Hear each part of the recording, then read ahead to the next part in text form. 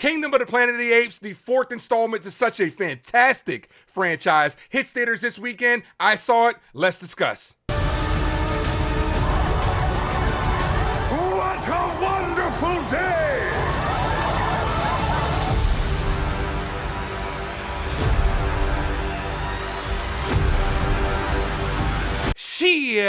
What is going on, everybody? It is I, yours truly, the Ace, here with my review to Kingdom of the Planet of the Apes. And before I get started, join me down below in the comment section and let me know what you thought about this movie. Also, what your favorite movie in the Caesar series is. Rise, Dawn, War, or Kingdom? I would love to know. I was very excited to talk about this movie. One of my most anticipated of the year. So without further ado, let's get into it. I'm not gonna lie.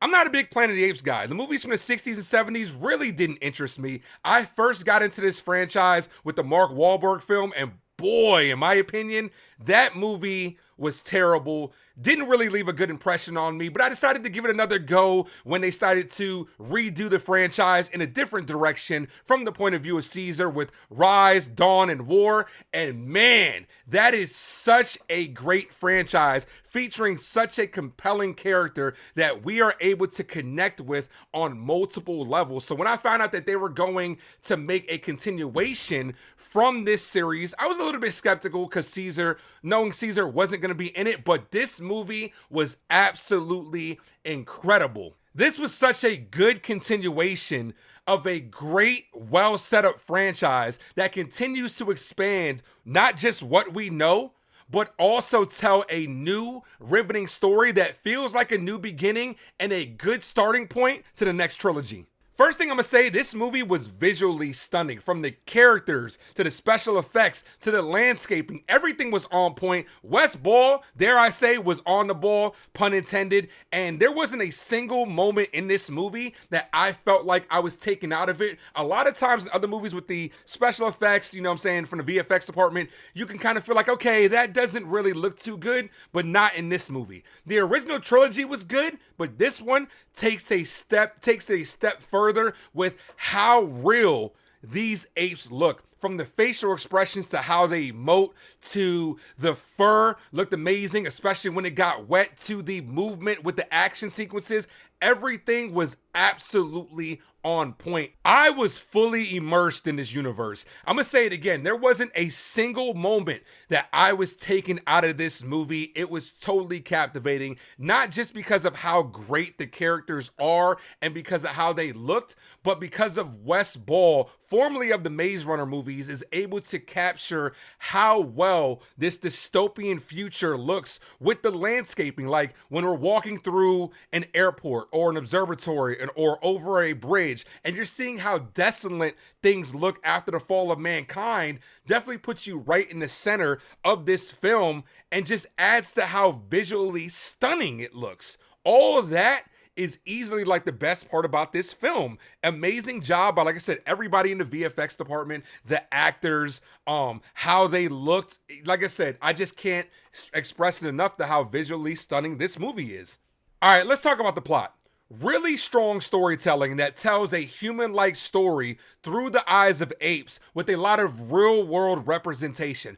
I'm gonna tell you this, even though he's not in the movie, Caesar's impact and legacy looms largely throughout this entire film. I'm not saying that you have to watch the original three to understand what's going on, but you appreciate it more and how big his influence impacts this entire movie. His presence is really felt through the conflicts in this movie between the ape clans, the rival ape clans, and then you add the humans in the mix. Very reminiscent of a lot of the real world stuff that we go through today. A ton of religious symbolisms and parallels. Caesar is this ape messiah, this religious figure, and through the generations, his values and what he stood for are misrepresented from clan to clan, and it just adds to such a compelling conflict that makes this, like I said, a very strong plot. All right, let's talk about this movie from a character standpoint. I was a little bit worried going in because of how great the Caesar character was. Definitely one of my favorites in the movies. would we be able to connect with the next set of characters that are supposed to carry this trilogy going forward? And I'm gonna say that they nailed it. Noah is a great protagonist, portrayed amazingly by Owen T, who does a phenomenal job in this movie. He's a young, adventurous ape that is tasked to save his clan, and that right there is easy to connect with, along with the characters that they add with him. Great chemistry between him and the orangutan Raka. Loved when they were on screen together. This movie was actually a lot funnier than what I thought it was going to be as well. On a side note, not saying it was like super comedic, but it definitely nailed the comedic beats, especially with the Raka character. Love their on-screen dynamic together. As they're going on this adventure. Rocket definitely opened Noah's eyes to a different perspective to not just the world that they live in, but also Caesar's legacy as well. And you can tell that that's going to be a defining moment for this character going forward for the rest of this trilogy. This movie adds layers to the conflict by incorporating the human character of May, portrayed by Freya Allen. Never really got to see her in any movies, but she did an amazing job. Her character is a very mysterious one that adds humanity to the apes of Noah and Raka, and it helps drive the story forward. Don't want to give away any spoilers, but I look forward to seeing how that manifests in the next movie, because like I said, it adds to the conflict, and her character was a good co-protagonist to this movie. Now let's talk about the main antagonist, portrayed perfectly by Kevin Durand. Not Kevin Durant, Kevin Durand. Proximus Caesar is a very over-the-top, enthusiastic villain who is very virtuous at the same time. Definitely got a lot of Roman Empire vibes from him, especially when he first appeared on the scene. That scene was incredible as well.